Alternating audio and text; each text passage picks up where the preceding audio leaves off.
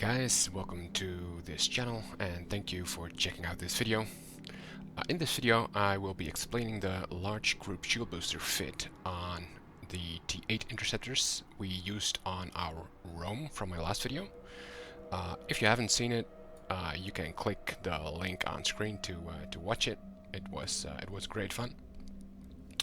The T8 interceptors, as you see here in my screen, the Atron interceptor, are small but strong and versatile ships, and in groups they can be really deadly, especially somewhat larger groups like 10 to 20, and combined with the large group shield boosters they can become really deadly, and why that is I will tell you. But first let me show you the skills I used to fly this frigate. You basically need only your frig skills, of course, and your small weapon skills that suit your ship. So I fly the Atron. If we go to my railgun skills, you will see I have my small railgun operation on 554, and my small railgun upgrade is also on 554. So that's almost maxed out, and that gives me quite some DPS on the Atron interceptor. Now, of course, you also need your frigate skills, the command, the defensive grade, and your frigate engineering. And I have them all on 554, as you can see. I really like flying frigates, so I made sure. Hang on, where is it? The defensive grade. I really made sure to, well, basically almost max out the frig skills. The expert. 5 takes a long time, so I didn't do that yet, but 554 is pretty decent for now. Of course, you also need some skills like electronic warfare. Your targeting skills should be at least decent. And what is also important for this build is you need a little bit of remote shield operation. Because of the large group shield booster we are running on this fit. So now let's check out the fit as I build them.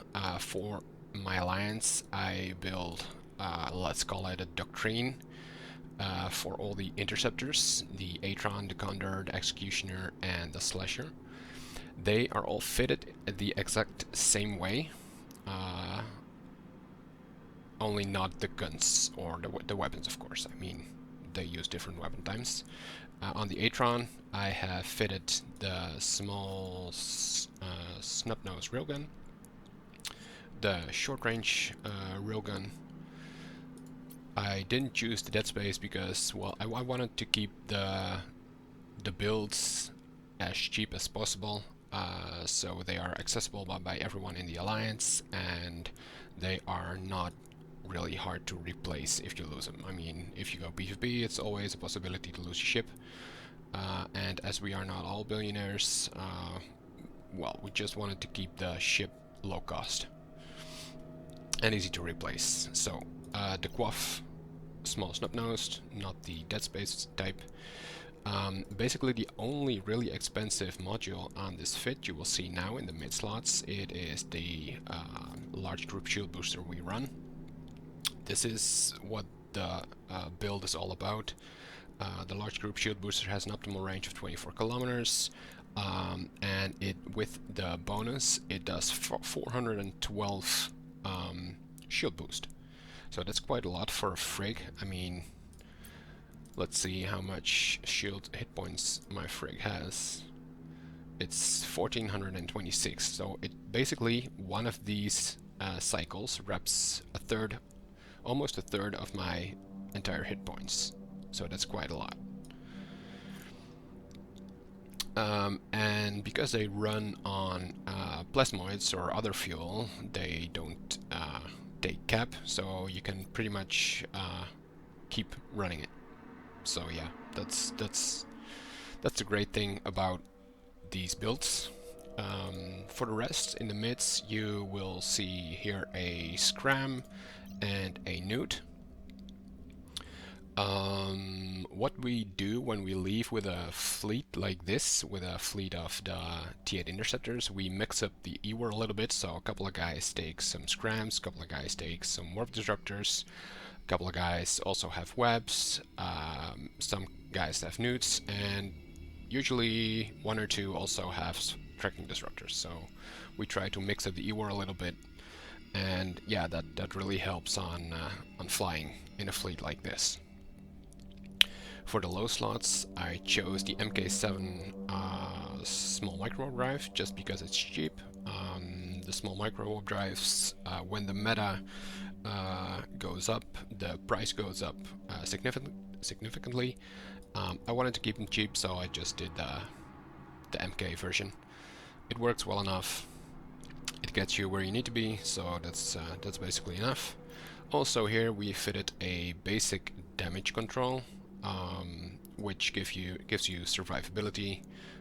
If you get a lot of aggression, you have some time to survive and receive reps from your mates. In the third slot, we have here a Caldari Navy Small Shield Extender. I chose this one because it's, I think, just a little bit over 1 million ISK. And I didn't really want to go all out with the Trapper version, which is like 6 or 7 million. So this is enough. This will suffice. This gives you the survivability you need. So for the rep, we will check the rigs. Also, survivability in all the rigs. In my opinion, and everyone has their own, survivability is key. If you survive longer, in the end you will deliver more DPS. So for the rigs, you will find a core defense shield extender that gives you 20% shield bonus HP. We have a anti-EM screen reinforcer, which gives you 30% EM resist, and a thermal screen reinforcer, which gives you 30% thermal resist.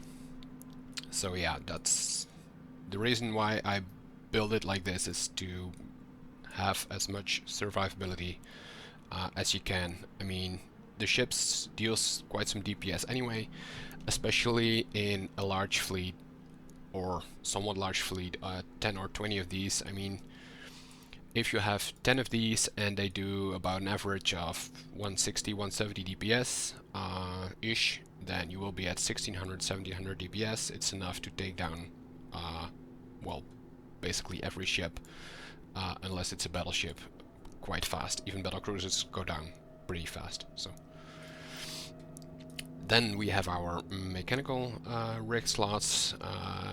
I chose for one auxiliary thruster to have some more speed, and two polycarbon engine housing to have more inertia, because the fits are all short range and you want to be well, as agile as you want to turn around your target fast.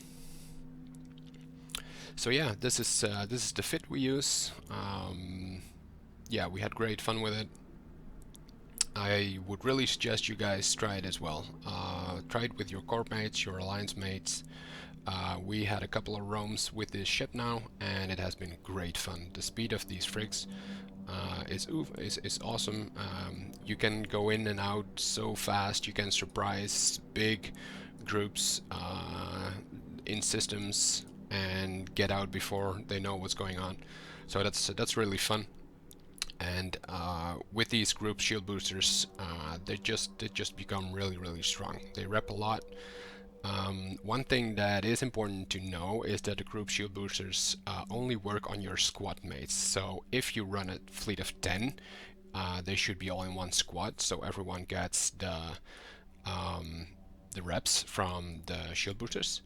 But if you go with a fleet of 12, you would have to split them up in 2 squads of 6. Otherwise, if you have a squad of 2, they would only get 2 reps from each other. So Whenever you go over a fleet size of 10, make sure to split the squads in even numbers so everyone gets decent reps. That's important.